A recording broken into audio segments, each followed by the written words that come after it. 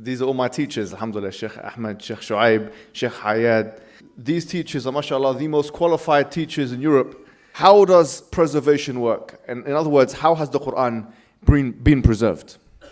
My brother and friend, Mohammed, he has a unique ability, may Allah subhanahu wa ta'ala preserve him and increase him, to present topics in such a way that appeal both to the masses and those of the intellectual, academic sort of background.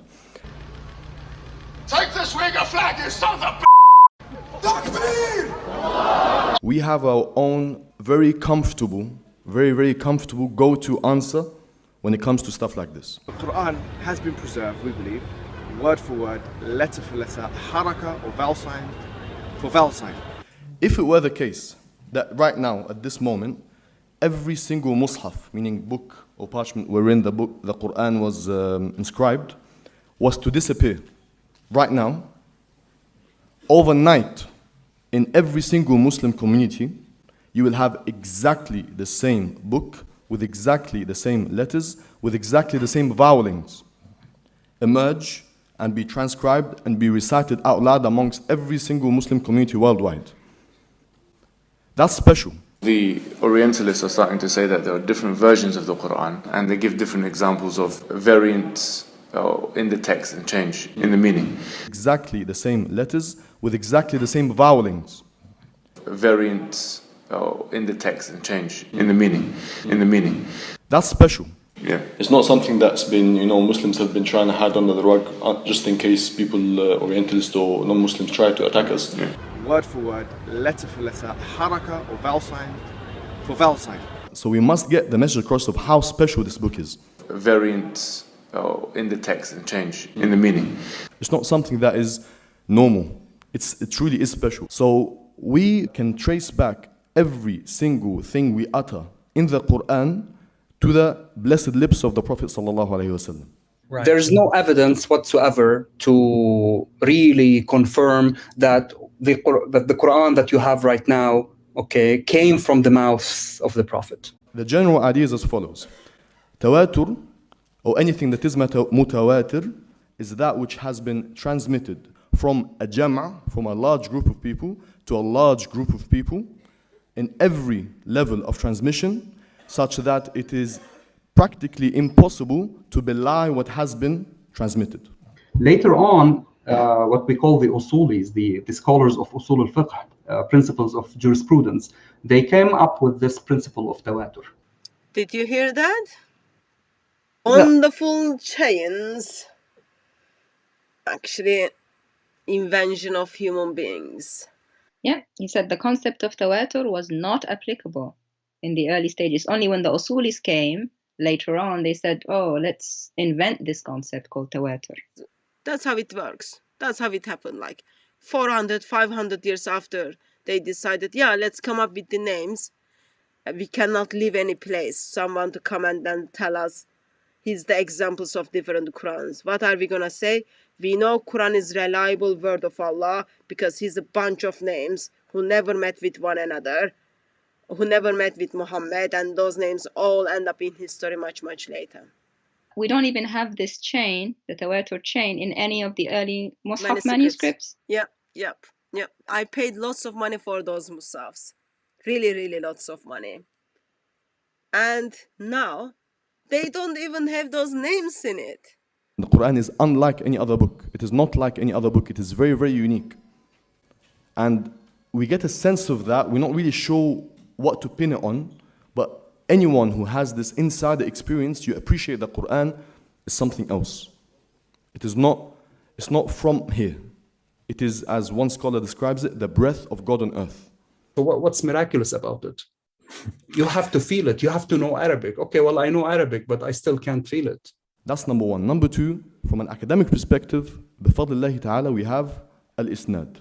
Go through the level of al-Jazari to everyone after him, and how we definitely have tawatur there, and from al-Jazari to those before him, and how we definitely have tawatur there. Ibn al-Jazari himself, in his book, Kitab al-Nashr fi al-Qira'at al-Ashr, has actually denied tawatur as being the only way to confirm the Quran. He acknowledged the inaccuracy of his original position on the tawatur of the canonical readings, and his revised position was that the 10 canonical readings were not transmitted through tawatur, but through single ahad transmissions. The qira'at are undoubtedly mutawatir. The 10 canonical readings were not transmitted through tawatur, but through single ahad transmissions. Fear not, we have the Arabic here as well, because we know the 2 Dawah gangs know Arabic apparently. Kitab al-Nashr fi al-Qira'at al-Ashr, Volume 1, page 13, the online version. Look here at the underlined lines. He says, الرأي الذي زعم أن القرآن لا يثبت إلا بالتواتر. Here he's talking about the view that claims that the Quran is not confirmed except by tawatur.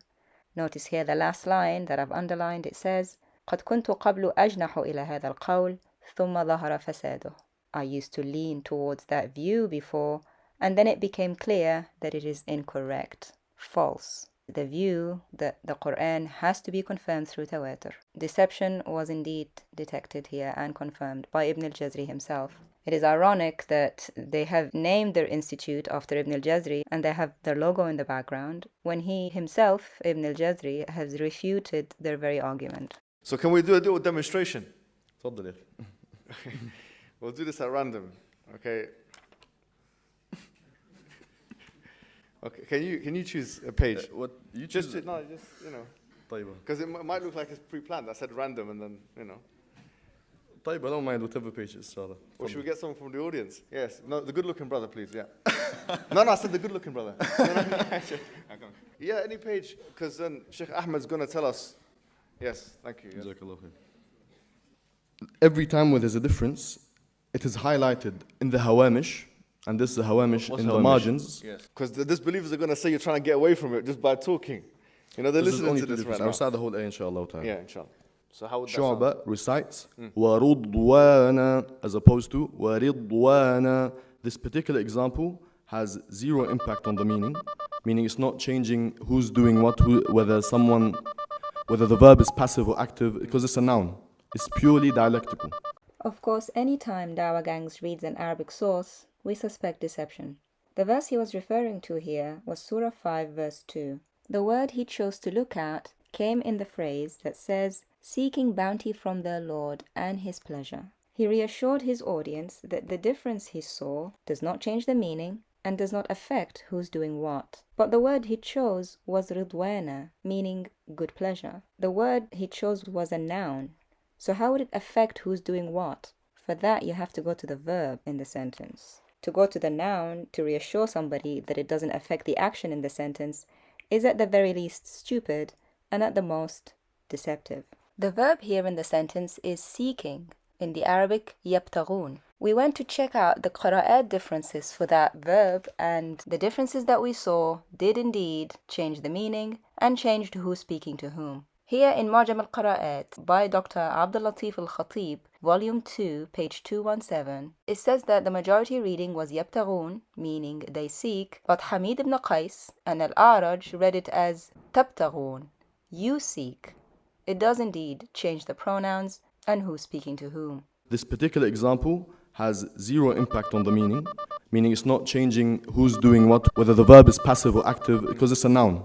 It's purely dialectical. Why would the learned Sheikh choose out of the sentence he read the word with the least significant difference? Why would he choose the noun and not the verb when the latter has the most significant change to the meaning? Did he on purpose ignore the word that he knew affected the meaning the most in that sentence and that he himself could see in the book that he was reading? By his own admission, the difference we discovered in the same sentence, in the same verse, the one he ignored, is significant, since it does, by his own criteria, change the meaning and change who's speaking to whom. Deception confirmed.